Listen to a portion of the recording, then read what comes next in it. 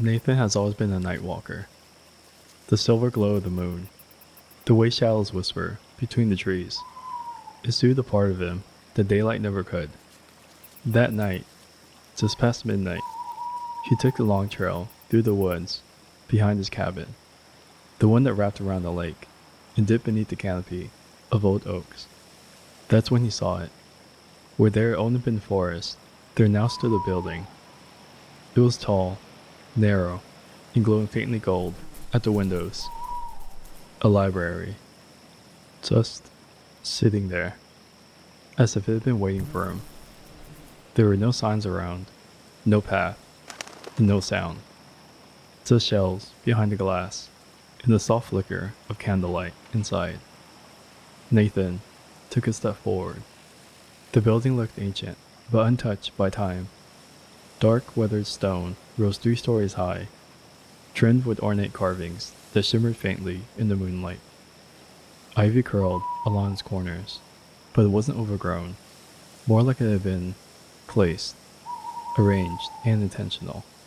Its roots sloped steeply into the night, crowned with a wrought iron spire that swayed ever so slightly, even though there was no wind.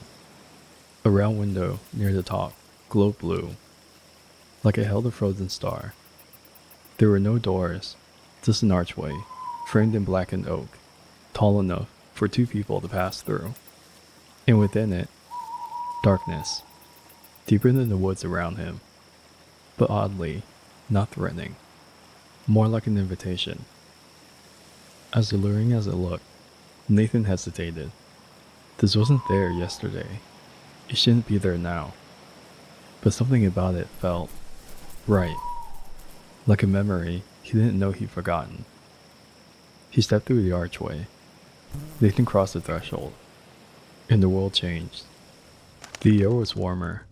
Still, the scent of old parchment and lavender drifted through the hallway like a memory. Not strong, but unmistakable. The ceiling wasn't there. Above him was a canopy of stars. Not painted, not digital. Real. Moving. He could see constellations he didn't recognize. A comet traced silently across the sky above, leaving a glittering trail that slowly faded behind it. There were no sounds, except for the hush. The low, electric quiet, like the air just before a storm, or the moment someone leans in to whisper. And the deeper he walked, the more the library seemed to stretch. Not physically, but conceptually, like it rearranged itself around his questions, his curiosity. He passed the narrow stairway that spiraled upwards, vanishing in the stars. A circular reading room filled with books that floated gently in midair. In a single desk were an unopened letter set sealed in red wax, addressed to a name he hadn't heard in years. Every turn, every corridor, felt like it had been waiting, not just for someone, for him. Nathan ran his fingers along the edge of a shelf.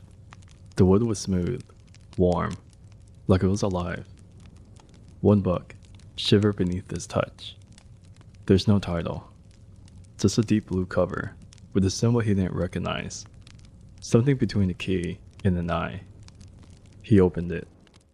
The pages were handwritten, but they described events he hadn't told anyone, not even out loud.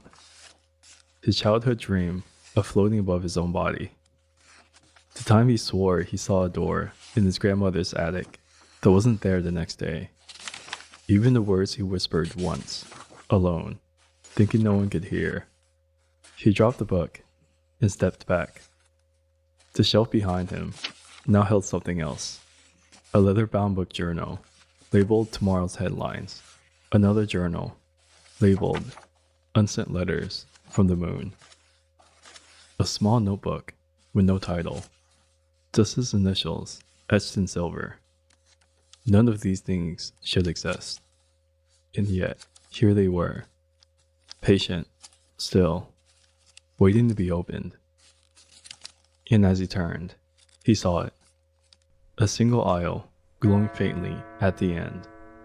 like the library wanted him to keep going. Nathan stepped towards the glowing aisle. Each step felt lighter, not physically, but like the library itself was gently removing something from him. A worry, a memory, a name he no longer needed. The aisle was more narrow than the others, the shelves taller. And unlike before, there were no books here. Instead, behind panes of mystic glass, he saw silent moments, like living memories trapped in display. In one, a man stared into a well that reflected stars, not sky.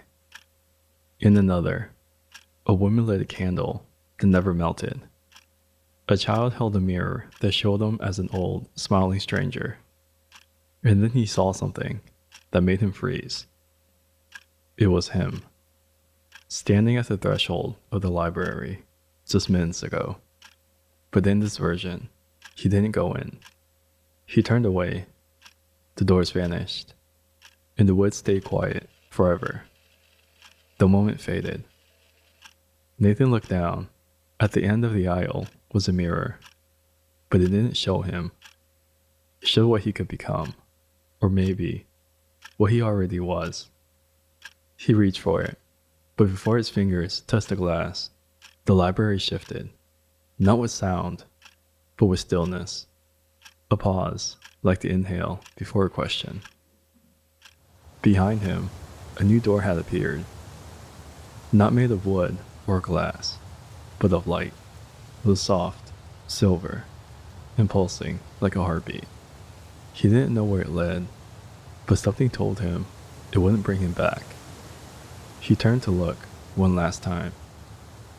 The library was fading, not disappearing, just tucking itself away, back into whatever crack in the world it had slipped through. The books closed, the shelves exhaled, the light dimmed, and Nathan simply smiled, but just slightly. Not everything needs to be understood to be real.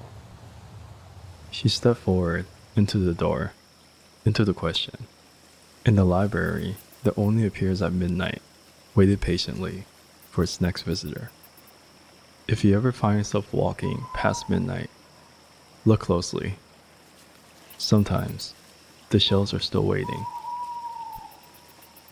So home, we've arrived.